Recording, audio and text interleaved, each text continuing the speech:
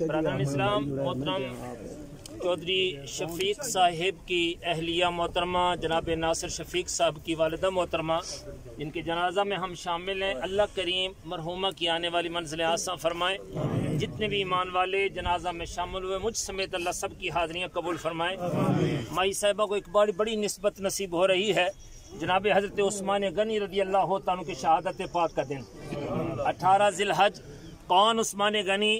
جنہوں نے آقا کریم صلی اللہ تعالی علیہ وسلم کی محبت کی پیش نظر اور اتباع مصطفیٰ کے پیش نظر جنت خرید لی، بلکہ بغیر حساب کتاب کے جنت میں جائیں گے۔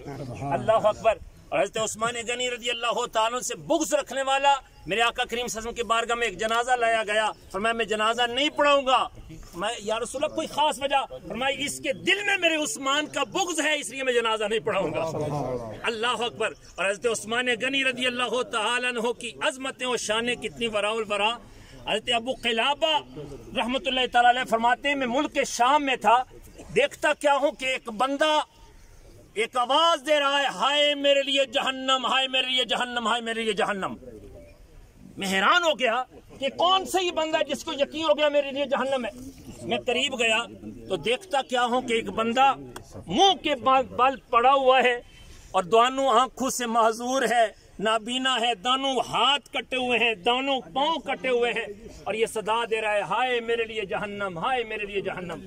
میں اس سے پوچھتا ہوں اے بندے کیا ماجرا ہے اور تو کس طرح تو یہ کہہ رہا تیرے میرے لیے جہنم ہے؟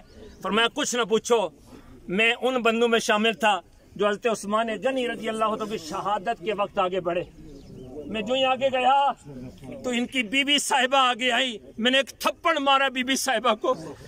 عثمان غنی کے لیے یہ بددعا کی، اے اللہ اس بندے کو دانوں آنکھوں سے اندھا بھی کر دے، دانوں ہاتھ کاٹ دے، دانوں پاؤں کاٹ دے اور اسے جہنم میں داخل کر دے۔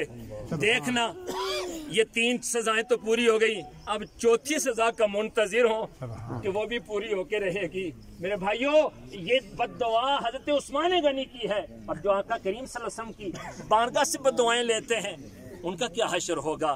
ان کا تو سب کچھ ہی ختم ہے۔ اللہ تعالیٰ ہمیں اتباع مصطفیٰ کی برکتیں عطا فرمائے، اور آج کے اس بڑے دن کا صدقہ ہمیں پکا سچا عاشق رسول بنا دیں، نبی پاک صلی اللہ علیہ وسلم کی نسبتوں کا بھرم رکھنے کی توفیق عطا فرمائے۔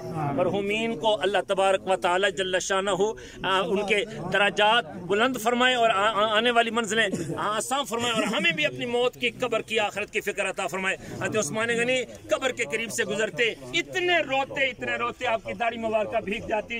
لوگ پوچھتے ہیں اے عثمان کیوں اتنے روتے ہیں قبر کو دیکھ کر؟ فرمایا کیوں نہ روؤں کہ میں نے آقا کریم صلی اللہ علیہ وسلم کا فرمان سنا کہ قبر آخرت کی منزلوں میں سے پہلی منزل ہے۔ پہلی منزل مجھے یاد آتی ہے تو میں رونا شروع ہو جاتا ہوں۔